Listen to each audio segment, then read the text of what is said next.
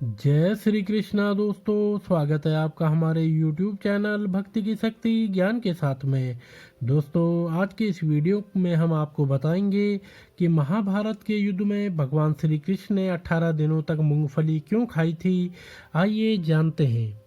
महाभारत के युद्ध में करीब 50 लाख से ज़्यादा लोगों ने भाग लिया था, लेकिन यहाँ अब सवाल यह उठता है कि इतनी विशाल सेना के लिए युद्ध के दौरान भोजन कौन बनाता था और इतने लोगों के भोजन का प्रबंध कैसे होता था।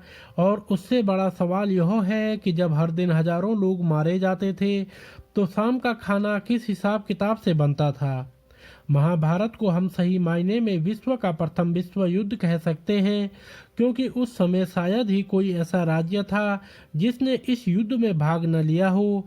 उस समय भारतवर्ष के समस्त राजा या तो कौरव अथवा पांडव के पक्ष में खड़े दिख रहे थे। हम सभी जानते हैं कि श्री बलराम और रुक्मी ये दो ही व्यक्ति ऐसे थे जिन्होंने इस युद्ध में भाग नहीं लिया, किंतु एक और राज्य ऐसा था जो युद्ध क्षेत्र में होते हुए भी युद्ध से विरक्त था, और वो था दक्षिण का राज्य उडुपी।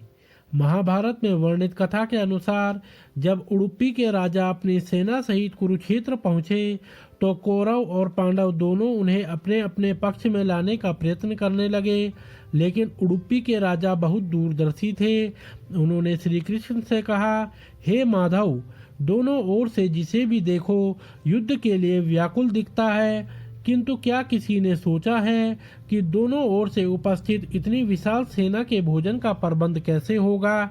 तब इस पर श्री कृष्ण ने कहा, महाराज, आपने बिल्कुल सही सोचा है। आपके पास इसकी कोई योजना है? अगर ऐसा है तो कृपया बताएं। उसके बाद उडुपी नरेश ने कहा, वासुदेव, सत्य तो यह है कि भाइयों के बीच हो रहे इस युद्ध को मैं उचित नहीं मानता, इसलिए इस युद्ध में भाग लेने की इच्छा मेरी नहीं है, किंतु ये युद्ध अब टाला नहीं जा सकता। इसी कारण मेरी ये इच्छा है कि मैं अपनी पूरी सेना के साथ यहाँ उपस्थित समस्त सेना के भोजन का प्रबंध करूं।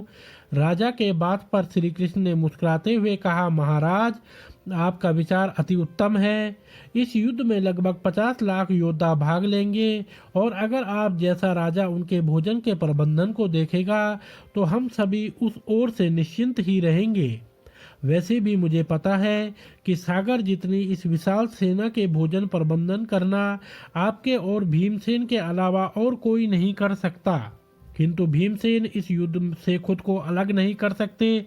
अतः मेरी आपसे प्रार्थना है कि आप अपनी सेना सहित दोनों ओर की सेना के भोजन का प्रबंध करें। इस प्रकार उडुपी के महाराज ने सेना के भोजन का प्रभार संभाला। पहले दिन उन्होंने उपस्थित सभी योद्धाओं के लिए भोजन का प्रबंध किया। उनकी कुशलता ऐसी थी कि दिन के अंत तक एक दाना अन्न का भी बर्बाद नहीं होता था। जैसे जैसे दिन बीतते गए योद्धाओं की संख्या भी कम होती गई। दोनों ओर के योद्धा यह देखकर हैरान हो जाते थे कि दिन के अंत तक उडुपी नरेश केवल उतने ही लोगों का भोजन बनवाते थे जितने वास्तव में युद्ध के बाद जीवित होते थे। किसी को समझ नहीं आ रहा था कि आखिर उन्हें ये कैसे पता चल जाता है कि आज कितने योद्धाओं की मृत्यु होगी।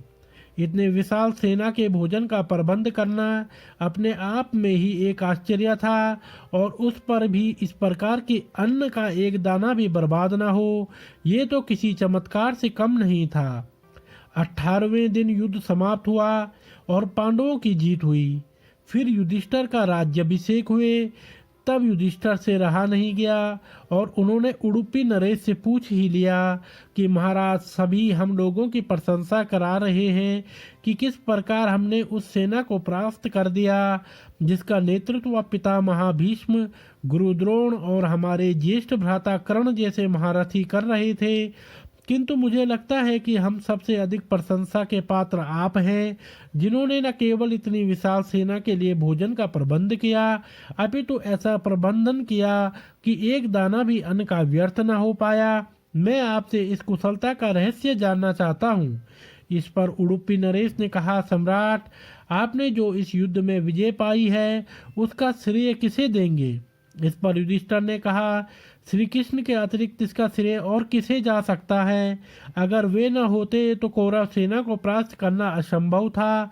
तब उडुपी नरेश ने कहा, महाराज, आप जिसे मेरा चमत्कार कह रहे हैं वो भी श्री कृष्ण के प्रताप से ही संभव हुआ है। ऐसा सुनकर वहां उपस्थित सभी लोग आश्चर्यचकित हो गए। तब उडुपी नरेश ने इस रहस्य पर से पर्दा उठाया और कहा, महाराज, श्री कृष्ण प्रतिदिन रात्रि में मूंगफली खाते थे। मैं प्रतिदिन उनके शिविर में गिनकर मूंगफली रखता था और उनके खाने के पश्चात गिनकर देखता था कि उन्होंने कितनी मूंगफली खाई है। वे जितनी मूंगफली खाते थे उससे ठीक 1000 गुना सैनिक अगले दिन युद्ध में मारे जाते थे।